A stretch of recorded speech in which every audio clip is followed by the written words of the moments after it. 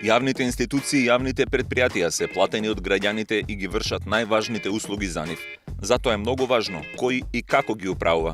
Ако не знаете зошто нивното безпрекорно функционирање треба да биде приоритет на секоја држава, еве колку директно тие влијаат врз нашите животи.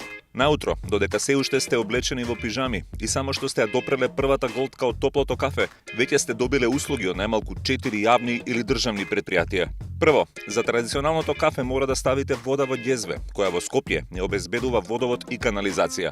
Водата треба да проврие на шпоретот, а тој работи на струја што ја произведуваат електрани на Северна Македонија СМ.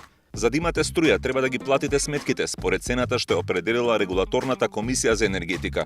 За традиционалното кафе треба една полна лажица кафе кое сте го купиле во продавница, а тоа таму стигнало откако било произведено во Јужна Америка или Африка. Голема е веројатноста дека кафето во земјава е транспортирано преку вагоните на железници транспорт. Ако пак е донесено со камион, тоа минало преку патарините на патиштата за чија проводност и исправност е одговорно јавното предпријатие Државни патишта. Талогот од кафето, а и кесата во која е спакувано, ако сте го дотрошиле, ќе ги фрлите во кантата за отпад која ќе заврши во најблиските контейнери што навечер ќе ги испразни комунална хигиена. Толку многу јавни услуги требаат за една рутинска активност, како пиењето кафе. Нив ги обезбедуваат стотици раководители и илјадници службеници вработени во предпријатијата. Но колку тие се способни и квалификувани да ја вршат оваа работа? Постои ли процес на проверка и избор на најдобрите? Кој е член на управните и надзорните тела? Кој членува во комисиите кои ги регулираат економските дејности? Институтот за демократија направи анализа за тоа колку квалитетот и образованието се ценат пред партиската припадност. Проверени се биографиите на вкупно 641 член на управувачки структури. Резултати? Над половина од луѓето во раководните структури или немаат искуство или тоа е скромно. И образованието не е секогаш соодветно.